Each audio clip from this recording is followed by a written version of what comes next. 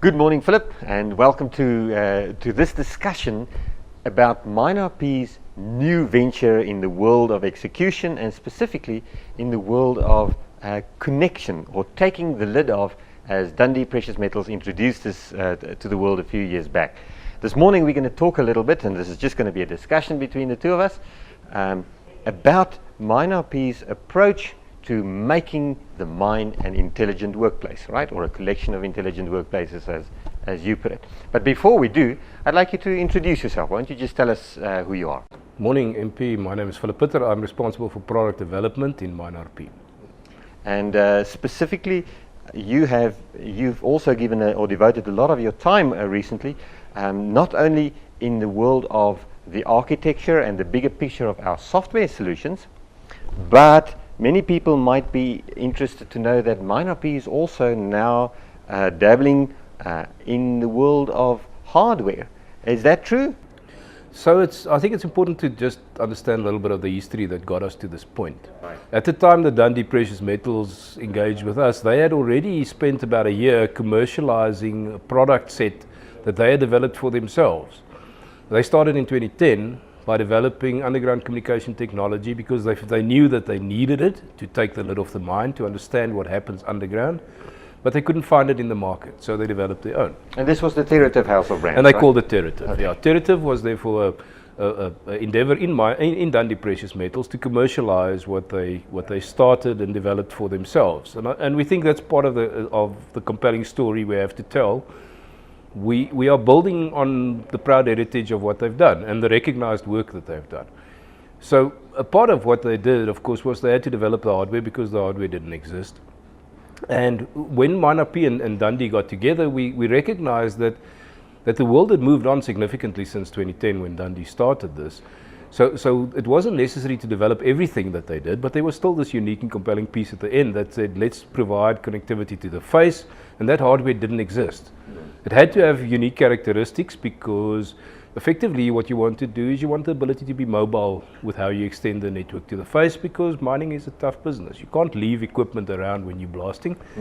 Therefore, you needed unique hardware.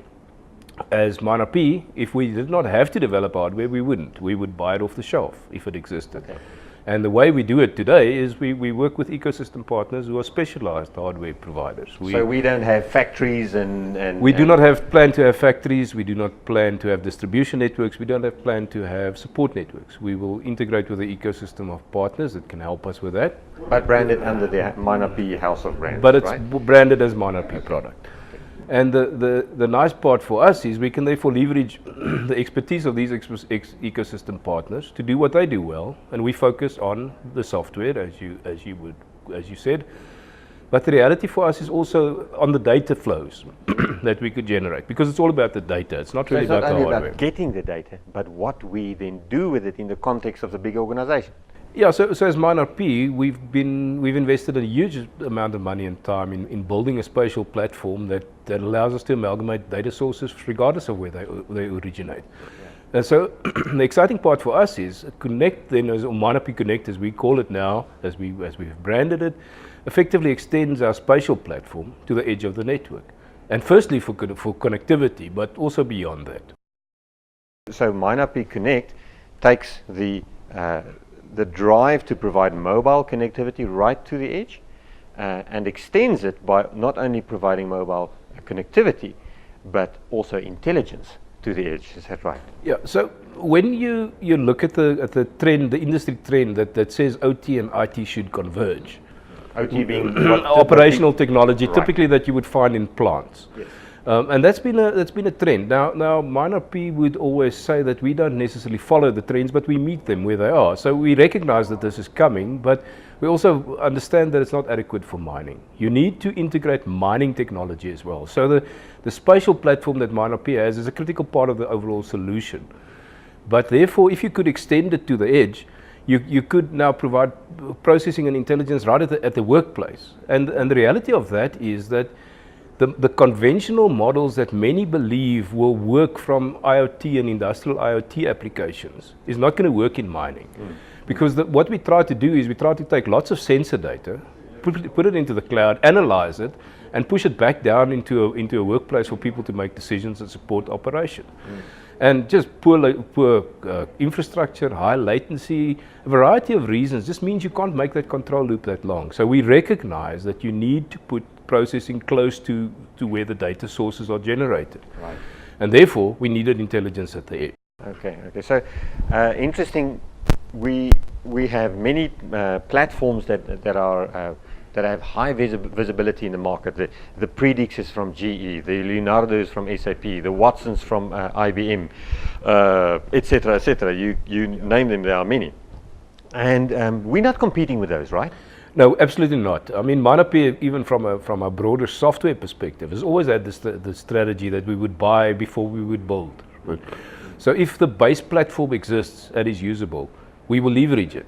And that is the nice thing about the broader ecosystem of partners. We have access to the best practice applications available from SAP and from GE and others to leverage as they make sense. We are very excited also that there seems to be a convergence in that space of platforms onto the Microsoft platform, which of course suits us because we are a Microsoft solution set. And therefore, per implication, it makes our lives easier if we could work with Microsoft capability. So the GE-Microsoft relationship is also interesting to us. So if I understand you correctly, what you're saying is those IoT platforms that kind of enable Industry 4.0 from the perspective of real-time capabilities, we complement those by adding a spatial platform to the picture.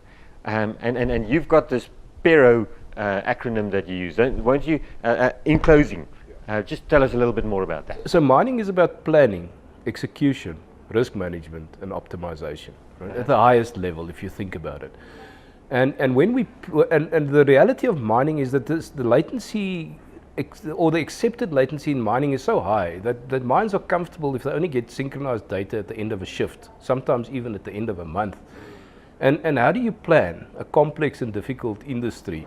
And how do you plan execution in it if you can only get the data at that latency? So the reality for us is connectivity is critical. Firstly, you have to be able to connect. Once you've connected, the next critical part is you must orient all the data in space and time.